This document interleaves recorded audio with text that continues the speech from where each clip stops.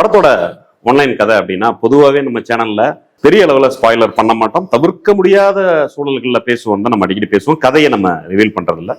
ஒரு ஒன்லைன் அப்படின்னா 90கள்ல தமிழகத்துல குறிப்பா திருநெல்வேலி அதை ஒட்டி இருக்கிற பகுதிகளில் எல்லாம் நடந்துட்டு இருந்த சாதி மோதல்கள், அந்த மாதிரியான சாதி மோதல்கள் சூழல்ல ஒரு ஏழ்மையான ஒடுக்கப்பட்ட சமூகத்து இளைஞன் கபடி விளையாட ஆசைப்படுறான். அவனோட ஆசை என்னாச்சு, அவன் அந்த கபடி விளையாட்டுல எவ்வளவு தூரம் போனான் அப்படிங்கிறது தான் பிரதானமான கதை. பொதுவாகவே ஒடுக்கப்படுற சமூகம், அதுவும் அந்த கால சூழல்ல ஆதிக்க சமூகங்களுடைய சிக்கல்கள், இன்னைக்கு வரைக்கும் நீடிக்கக்கூடிய விளையாட்டுல இருக்கக்கூடிய அரசியல், இதெல்லாம் தாண்டி ஒருத்தர் நிக்கிறது அப்படிங்கிறது சாதாரண விஷயம் இல்லை.